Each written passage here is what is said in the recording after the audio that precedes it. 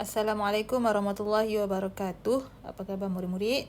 Ustazah doakan murid-murid sihat sejahtera di samping keluarga yang tersayang. Baik, hari ini kita akan belajar bab ibadah iaitu diriku bersih. Diriku bersih. Tajuk besarnya adalah istinja. Istinja. Ya, murid-murid. Jadi, apakah itu istinja? Baik, kita pergi seterusnya. Baik.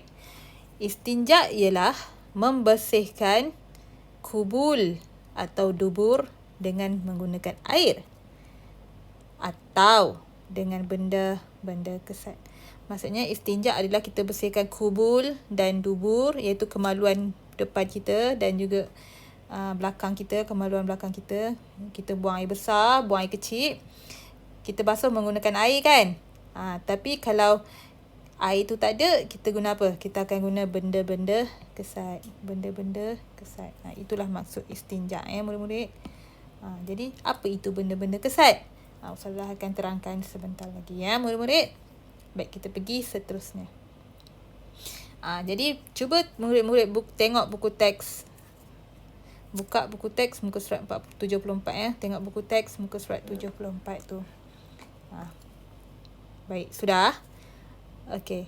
Baca dan fahami. Baca dan fahami Jadi kita akan tengok alat-alat untuk beristinja.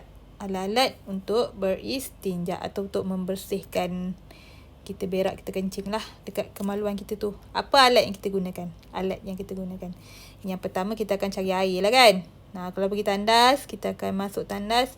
Kalau kita kencing ke, kita akan cari air lah untuk membersihkan. Tapi kalau tak ada air, kita masuk hutan ke, tiba air tak ada. Contoh, kan? Kita pergi hutan, pergi camping, tiba sakit perut ataupun nak kencing, tak ada air. Jadi apa yang perlu kita buat untuk bersihkan kemaluan kita tu?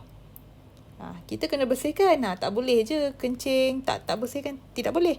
Kita kena bersihkan. Jadi nak bersihkan guna apa? Air tiada ni. Jadi Islam tunjuk cara untuk bersihkan kemaluan dengan menggunakan benda-benda kesat. Benda-benda kesat. Benda-benda kesat tu apa, Ustazah? Okey. Yang pertama iaitu kita boleh gunakan kain. Kita boleh gunakan kain.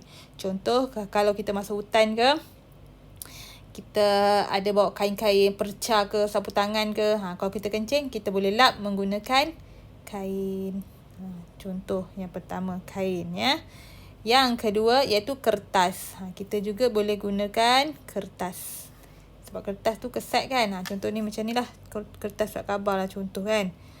Kita boleh gunakan kertas. Sebab kertas adalah benda kesat. Contohnya kita kencing ke, berak ke, kita boleh cuci menggunakan kertas. Okey?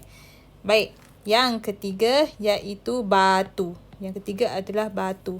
Ni contohnya batu ni. Nampak tak batu ni? Jadi pastikan batu yang kita pilih tu, ini adalah alat untuk berstinja lah, batu. Batu tu yang tidak tajam Batu yang bulat, yang dia ada permukaan macam berkesat tu. Jangan terlalu licin supaya nanti untuk kita cuci nanti. Nanti Ustazah akan tunjukkan, ajar cara untuk bersuci. Sekarang ni kita hanya tahu alat saja. Kemudian alat yang seterusnya, benda kesat itu adalah kertas tisu. Kertas tisu. Tisu pun kita boleh guna untuk beristinja.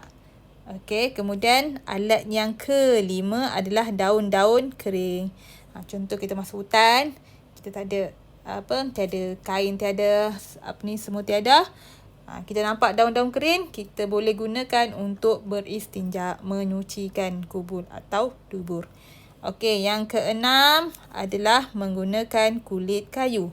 Kita guna kulit kayu. Kulit kayu tu kita guna untuk membersihkan istinja kita tu Okey, cuba tengok kat bawah ni info. Istinja menggunakan air adalah lebih afdal. Mestilah memang lebih baiklah kalau air kita beristinja, menyucikan menggunakan air kan. Tapi kalau tak ada air, kita kena boleh gunakan 6 benda yang sudah terang tadi tu Baik, kita pergi seterusnya. Inilah contoh alat-alat beristinja. Yang pertama air lah kan. Contoh kalau tak ada air, kita boleh guna tisu. Jika tiada air tau. Jika tiada air, kita boleh guna tisu. Kita boleh guna kulit kayu. Ataupun batu. Ataupun daun kering. Ini alat-alat beristinja. Baik. Lagi contoh lagi saya tunjuk. Alat-alat untuk beristinja. Kita boleh guna apa? Yang pertama, kita boleh guna tisu. Yang kedua, boleh guna kulit kayu. Yang ketiga, kita boleh guna batu. Yang keempat, air. Yang kelima, daun kering. Lagi apa lagi tadi saya cakap? Apa lagi kita boleh guna? Kain kan? Kain. Ingat ni ya. Ingat 6 ni. Yang pertama, tisu. Yang kedua, kulit kayu. Yang ketiga, batu. Yang keempat, air. Air memang perlulah kan. Kalau tiada air, kita boleh guna daun kering. Ya. Kayu boleh tak kayu? Kayu boleh Kayu pun boleh. Jadi sampai sini saja kita belajar hari ni. Murid-murid kena tahu alat-alat untuk berstinja saja hari ni. Alat-alat untuk berstinja saja. Nanti insya-Allah minggu depan Ustazah akan terangkan ciri-ciri alat beristinja dan bagaimana cara untuk kita menggunakan alat itu untuk beristinja. Ya murid-murid. Baik. Assalamualaikum warahmatullahi wabarakatuh.